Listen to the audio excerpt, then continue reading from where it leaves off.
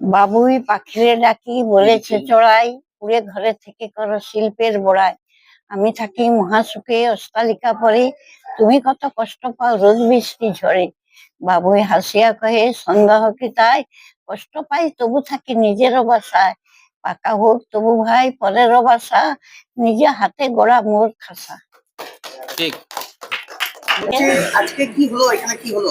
ওই যে আমাদের গণেশ এসেছে তালডাঙ্গার থেকে, সভাপতি। ও একটু আনন্দ দিল আমাদেরকে, আমরা আনন্দ পেলাম।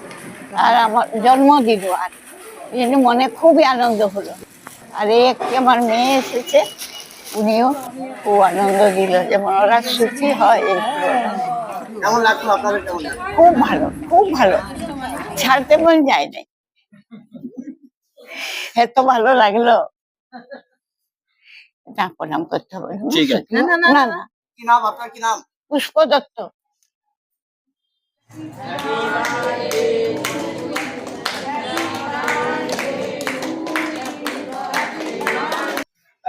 বলছি আজকে এই বৃদ্ধাশ্রমে কর্মসূচি বা এখানে কি কর্মসূচি হলো বা কি করলেন? আজকের এই বৃদ্ধাশ্রমের কর্মসূচি বলতে, আজ আমার জন্মদিন, নভেম্বরের 6 তারিখ। আমি একদিন এই রামসাগর যাওয়ার আগে একদিন লক্ষ্য করলাম যে বৃদ্ধাশ্রম, সেদিন কিন্তু ঢোকার সুযোগ হয়নি। সামনেই নভেম্বরের 6 তারিখ, আমি সেই দিনই মনে মনে ভেবেছিলাম যে আমার জন্মদিনটা আমি এখানেই পালন করব।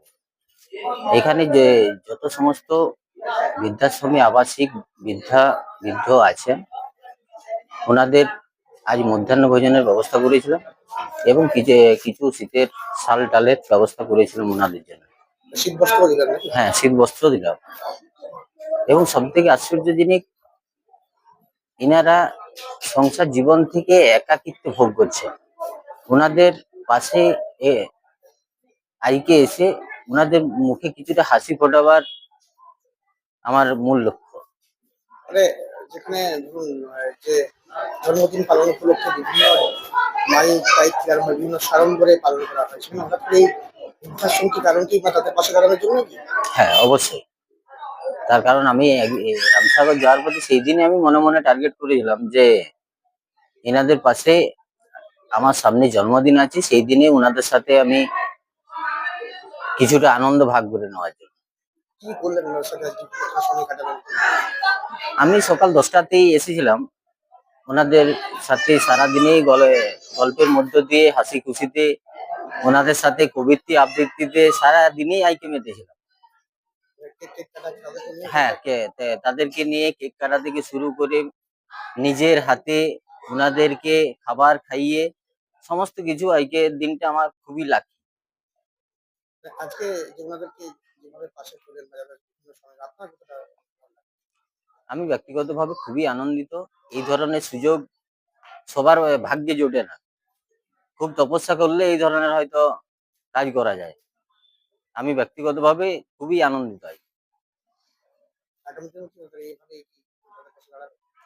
আগামী দিনে হয়তো এমন একটা সময় আসবে, হয়তো এই 6 তারিখটাই হয়তো আমি যত বছর লাইফে হয়তো বাঁচবো, এই 6 তারিখটা আমার মানে এই আশ্রমের প্রতি এনগেজ হয়ে যেতেও পারে। যে নভেম্বরের 6 তারিখ হয়তো আমি যত বছর বাঁচবো ততদিন ইনাদের পাশে থাকবো। অন্যান্য বছরের জন্মদিনগুলো যেভাবে কাটিয়েছেন, এই বছরের জন্মদিন কিভাবে কাটালেন?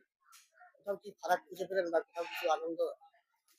না, ফারাক বলতে এইবারের জন্মদিনটা একটু অন্যরকম আনন্দ।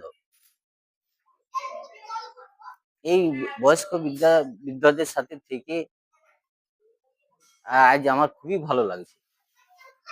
যে আমার নাম হচ্ছে গণেশ চন্দ্র রায়, সভাপতি তালডাংরা পঞ্চায়েত সমিতি।